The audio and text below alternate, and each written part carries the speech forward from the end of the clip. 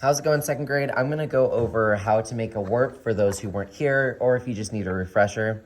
What we did was we took a piece of paper, the color was your choice. We folded it like a book.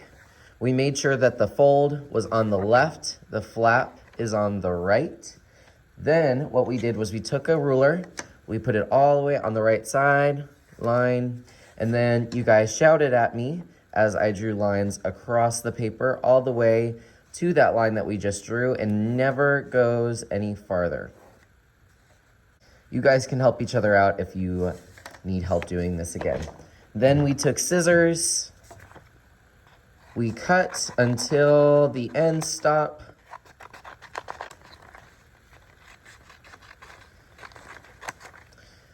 We were honest and we said that this was the ugly side. So this is the side we wrote our name and class code on so that we don't lose this. And then on the pretty side is where we did some weaving. There's 3 different stations in the room full of colors. It's up to you what you wanted to do.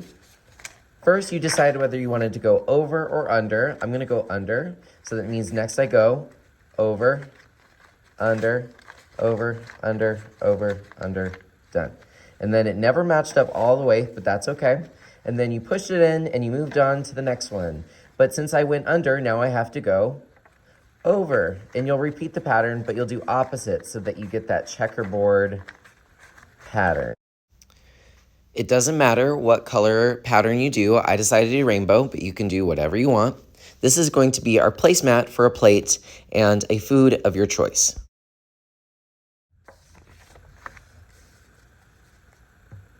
And then turn it over and do the other side. Remember, this is going to be a placemat. I bought some tiny little plates that we can put on our placemat. But look, I also got some itty bitty little forks and spoons. It's gonna be so cute. But you guys need to come up with a food that you wanna put on your plate. So you guys are gonna be looking on the internet and finding some inspiration. If you are still needing to make your warp, go ahead and start that now. I'm going to go over how to get to the drawing tutorials with those who are ready. Yes, yes?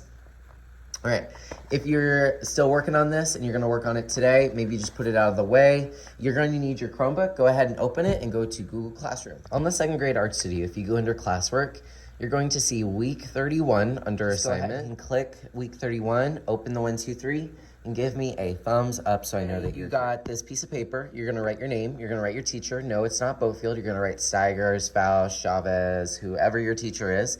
And then you guys are gonna sketch a food for me. On the middle tab right here where it says guided, it says choose a food to draw. You can always do your own idea. So you're gonna see a lot of cutesy wootsy foods. You don't have to do cutesy wootsy.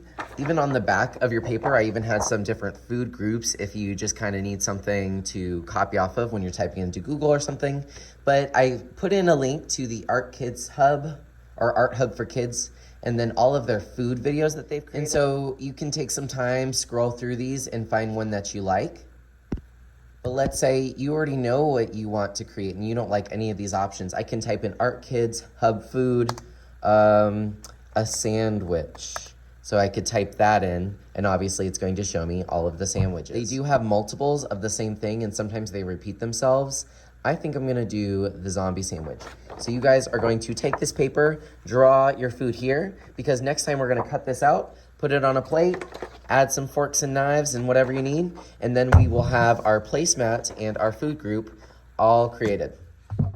Like I said, if you have your own idea, awesome. I decided I'm going to do a zombie sandwich because why not? Don't forget about color. You can use color pencils, crayons, markers, whatever you need. This is a mixed media project, so you get to choose how you create this.